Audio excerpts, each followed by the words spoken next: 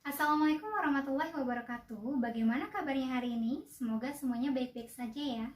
Perkenalkan, nama saya Eka Nopriyanti. Hari ini saya akan menjelaskan tentang teks cerita pendek sesuai dengan kompetensi dasar 3.9, yaitu menganalisis unsur-unsur pembangun teks cerita pendek. Sebelumnya, saya akan menjelaskan dulu submateri yang akan dibahas nanti. Yang pertama, tentang struktur dari teks cerita pendek, kemudian unsur intrinsik dari teks cerita pendek, dan yang terakhir, kaidah kebahasaan dari teks cerita pendek. Sebelumnya kita pernah mendengar apa itu teks cerita pendek. Teks yang berarti tulisan, cerita pendek atau cerpen adalah salah satu karya sastra yang sangat populer di kalangan masyarakat dan biasanya dibangun lebih pendek atau lebih sederhana dibandingkan dengan teks cerita lainnya. Untuk struktur pembangun dari teks cerita pendek tidak berbeda dengan teks cerita yang lainnya. Nah, struktur lengkapnya itu ada 6. Yang pertama adalah abstrak, yang kedua adalah orientasi, yang ketiga adalah komplikasi, yang keempat adalah evaluasi, yang kelima resolusi, dan yang terakhir adalah koda. Struktur yang pertama yaitu abstrak. Abstrak ini berisi sinopsis atau garis besar cerita. Di sini garis besar cerita ditampilkan terlebih dahulu. Kemudian kita masuk ke struktur yang kedua yaitu orientasi. Orientasi di sini artinya pengenalan atau awal cerita yang memperkenalkan entah itu tokoh atau latarnya atau keduanya. Contohnya seperti ini. Pada suatu hari di sebuah desa, berarti yang pertama dikenalkan adalah latarnya, atau seperti ini. Ada seorang anak bernama Andi, berarti yang diperkenalkan adalah tokohnya terlebih dahulu, atau bisa keduanya. Contohnya seperti ini. Pada suatu hari, di sebuah desa ada anak bernama Andi. Masih pada bagian orientasi, di dalam orientasi dimunculkan juga bibit-bibit konflik. Nah, sebelum masuk ke dalam komplikasi, pada orientasi juga dijelaskan dulu sekilas tentang konflik apa yang akan terjadi nanti. Kemudian kita baru masuk ke dalam komplikasi. Komplikasi di sini munculnya masalah atau konflik yang dialami oleh tokoh sampai puncak masalah tersebut atau sampai konflik itu menegang. Kemudian barulah masuk ke struktur selanjutnya yaitu evaluasi. Evaluasi di sini adalah pendapat pengarang tentang puncak masalah tersebut. Nah, biasanya konflik mulai mengendur. Lalu barulah masuk ke bagian resolusi atau penurunan masalah. Di sini konflik sudah benar-benar selesai. Struktur terakhir adalah koda. Koda di sini berisi pesan yang ingin disampaikan oleh pengarang untuk pembaca. Jika bagian koda ini ada, berarti pesan atau amanatnya itu ingin disampaikan secara tersurat atau secara gamblang dan jelas. Jika bagian koda ini tidak ada, berarti kita sebagai pembaca harus menyimpulkan sendiri apa amanat cerita tersebut. Nah, itulah struktur-struktur pembangun teks cerita pendek.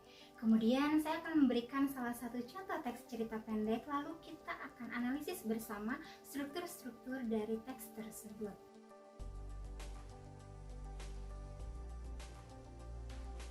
Materi selanjutnya, saya akan menjelaskan tentang unsur intrinsik dari teks cerita pendek. Unsur intrinsik sendiri adalah unsur yang ada di dalam teks cerita. Nah, unsur-unsurnya yang pertama itu tema, yang kedua tokoh, yang ketiga watak, yang keempat latar, yang kelima alur, yang keenam sudut pandang, dan yang ketujuh itu amanah. Inilah unsur-unsur intrinsik dari teks cerita pendek. Unsur yang pertama yaitu tema. Tema adalah ide cerita atau inti dari cerita tersebut. Kemudian unsur yang kedua yaitu tokoh. Tokoh adalah pelaku cerita yang bermain di dalam cerita tersebut. Tokoh dibagi menjadi dua, ada tokoh utama dan ada tokoh sampingan. Tokoh utama adalah tokoh yang sering muncul, kemudian tokoh sampingan adalah tokoh figuran atau tokoh pelengkap. Nah, unsur yang ketiga yaitu watak. Watak adalah sifat atau sikap dari tokoh. Tokoh ditambah watak disebut penokohan. Penokohan dibagi menjadi 3 bagian. Ada protagonis, ada antagonis, dan ada tritagonis. Protagonis adalah tokoh yang memiliki sifat-sifat positif seperti dermawan, baik hati, ramah, suka menolong, dan lain-lain. Kemudian ada antagonis adalah tokoh-tokoh yang memiliki sifat negatif seperti jahat, sombong, kikir, pelit, pembohong, dan lain-lain. Dan yang terakhir adalah tritagonis. Tritagonis adalah tokoh yang memiliki sifat netral. Di sini tritagonis hanya dimiliki oleh tokoh figuran, yang berarti dia tidak diketahui sifatnya seperti apa. Unsur selanjutnya adalah latar. Latar adalah hal yang melatari teks cerita tersebut. Latar dibagi menjadi 3, ada latar tempat, ada latar waktu, dan ada latar suasana. Latar tempat adalah keterangan di mana terjadinya kejadian tersebut. Misalnya di rumah, di sekolah, di lapangan, di halaman, dan lain-lain. Kemudian latar waktu adalah kapan terjadinya peristiwa tersebut. Contohnya pada suatu hari, kemarin sore, pada malam hari, dan lain-lain. Dan yang terakhir adalah latar suasana. Latar suasana di sini menceritakan tentang suasana hati atau suasana sekitarnya. Bisa senang, sedih, gembira, sepi, ramai, dan lain-lain. Unsur berikutnya yaitu alur. Alur adalah jalan cerita. Alur dibagi menjadi 3, ada alur maju, alur mundur, dan alur campuran atau maju dan mundur. Tapi karena di sini teks cerita pendek yang hanya memiliki satu alur saja, jadi antara maju atau mundur. Alur maju adalah alur yang semestinya, misalnya dari pagi ke siang, ke sore, ke malam, esoknya, 2 hari kemudian, dan seterusnya. Alur mundur adalah alur sorot balik atau flashback. Jadi teks tersebut menceritakan kejadian yang sudah terjadi. Bisa 2 hari yang lalu, bisa kemarin, bisa 2 bulan yang lalu, dan seterusnya. Selanjutnya ada unsur sudut pandang. Sudut pandang adalah bagaimana cara kita melihat cerita tersebut. Sudut pandang dibagi menjadi 4. Yang pertama ada orang pertama pelaku utama, yang kedua ada orang pertama pelaku sampingan, yang ketiga ada orang ketiga pengamat, dan yang terakhir ada orang ketiga maha tahu. Orang pertama pelaku utama, kita ingat kembali kata ganti orang pertama seperti aku, saya, diriku, daku, kami, kita. Jika ada kata ganti orang pertama dalam cerita, berarti cerita tersebut menggunakan sudut pandang orang pertama. Nah, yang membedakan apa? Yang membedakan orang pertama pelaku utama dan orang pertama pelaku sampingan adalah tokoh aku di situ dominan atau tidak. Untuk jenis sudut pandang orang pertama pelaku utama, di situ tokoh aku dominan dari awal sampai akhir cerita hanya menceritakan tentang aku. Kemudian orang pertama pelaku sampingan, tokoh aku tidak dominan atau tokoh aku menceritakan tokoh lain dan yang dominannya itu tokoh lain sehingga aku di sini menjadi figuran saja. Yang ketiga adalah sudut pandang orang ketiga pengamat. Orang ketiga di sini pengarang yang muncul. Orang ketiga pengamat berarti pengarang menjelaskan gerak-gerik tokoh atau tampak luar dari tokoh. Contohnya ada seorang anak bernama Doni, dia memiliki tinggi sekitar 160 cm, kulitnya sawo matang, bola matanya sedikit coklat, dan rambutnya ikal. Dia sedang duduk di sudut ruangan. Nah, itu menggunakan orang ketiga pengamat karena mengamati gerak-gerik atau tampak luar dari tokoh. Dan yang terakhir adalah orang ketiga maha tahu. Di sini pengarang selain menjelaskan gerak-gerik dan tampak luar, pengarang juga menjelaskan sampai dengan isi hati dan isi pikiran tokoh. Contohnya, dia sedang bingung, dia sedang sedih, seperti itu. Nah, jika kita menemukan contoh seperti ini, aku sedang bingung, aku sedang bersedih, bagaimana cara kita menentukan sudut pandangnya? Ingat, jika ada kata ganti orang pertama atau ada tokoh aku di situ, kita menggunakan orang pertama. Nah, kita lihat dulu orang pertamanya dominan atau tidak. Jika dominan, berarti orang pertama pelaku utama. Jika dia sebagai figuran atau tidak dominan, berarti menggunakan sudut pandang orang pertama pelaku sampingan. Dan unsur intrinsik yang terakhir adalah amanat. Amanat adalah pesan pengarang untuk pembaca. Di sini amanat dibagi menjadi 2. Ada amanat tersurat dan ada amanat tersirat. Amanat tersurat yaitu amanat atau pesan yang disampaikan secara gamblang dan jelas, tertulis di dalam teks. Nah, biasanya amanat tersurat ini ada di bagian terakhir, yaitu bagian koda. Sedangkan amanat tersirat adalah amanat yang tersembunyi, atau kita sebagai pembaca menyimpulkan pesan sendiri. Sehingga bagian koda di dalam teks cerita tersebut tidak ada jika amanatnya tersirat. Nah, itulah beberapa unsur intrinsik di dalam teks cerita pendek. Materi kita yang terakhir adalah tentang kaidah kebahasaan. Kaidah kebahasaan yang ada di dalam teks cerita pendek meliputi kata sifat, kata keterangan, kemudian ada kalimat langsung dan tidak langsung, dan yang terakhir gaya bahasa atau majas.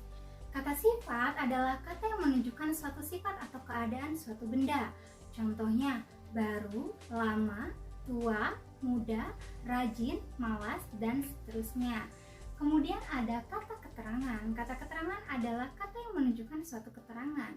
Biasanya dipakai dalam unsur latar. Latar tempat berarti menggunakan keterangan tempat. Bisa itu tempat atau arah. Contohnya di barat, di timur, kemudian ke pantai, dan lain-lain. Nah, jika ada latar waktu berarti menggunakan keterangan waktu di situ. Contohnya pada bulan Juni, kemudian kemarin sore, malam hari, dan lain-lain. Nah, selanjutnya adalah kalimat langsung dan tidak langsung. Kalimat langsung adalah kalimat yang dituturkan secara langsung oleh penuturnya. Biasanya berbentuk dialog dan memiliki tanda petik dua. Contohnya seperti ini.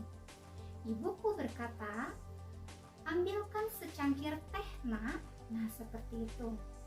Ada juga kalimat tidak langsung. Kalimat tidak langsung adalah kalimat yang diucapkan kembali oleh orang lain atau diceritakan kembali oleh orang lain. Contohnya seperti ini.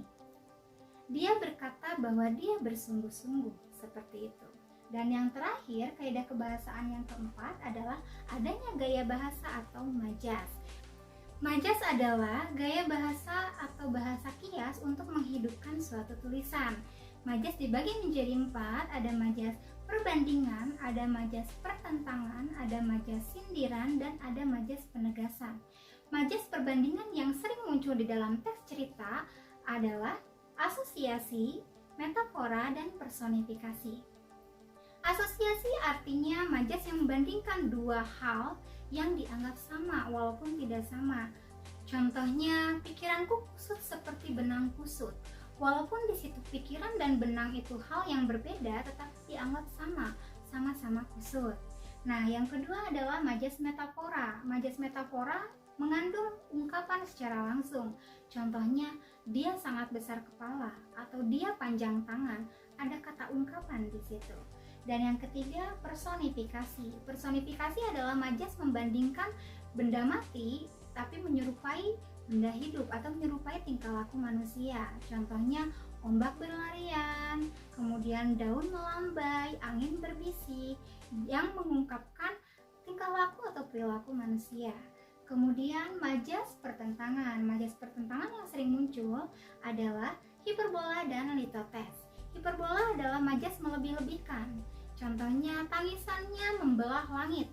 Saking kerasnya dapat membelah langit, walaupun tidak demikian. Yang kedua adalah litotes. Litotes adalah merendah diri. Contohnya, ayo main ke gubukku, padahal mungkin rumahnya sangat besar. Jadi di situ ada pertentangan, ada yang diucapkan tapi tidak sesuai dengan kenyataan sebenarnya. Nah, majas yang ketiga adalah majas sindiran. Majas sindiran dibagi 3. Ada ironi, ada sinisme, dan ada sarkasme. Ironi adalah sindiran secara halus. Contohnya, wah, tulisanmu bagus sekali, sampai-sampai aku tidak bisa membacanya. Contohnya seperti itu. Kemudian majas sinisme. Sinisme di sini sindiran secara langsung. Contohnya, aku tidak suka mendengar suaramu karena kurang enak. Yang terakhir adalah sarkasme. Sarkasme di sini sindiran secara kasar, biasanya menggunakan kata-kata yang lebih kasar. Dan yang terakhir, majas penegasan. Majas penegasan yang sering muncul adalah repetisi dan retorik. Repetisi artinya pengulangan. Contohnya, aku di sini sedang berdiri. Aku di sini menunggumu. Aku di sini tidak beranjak. Contohnya seperti itu. Dan yang terakhir, retorik. Retorik di sini merupakan pertanyaan yang tidak memerlukan jawaban. Contohnya, apakah kamu tidak sedih melihat ibumu menangis? Atau, kamu tidak kecewa jika kamu kalah? Pertanyaan tersebut tidak perlu jawaban. Itulah materi tentang teks cerita pendek. Semoga materi-materi yang telah disampaikan dapat berguna bagi Anda semua. Terima kasih. Assalamualaikum warahmatullahi wabarakatuh.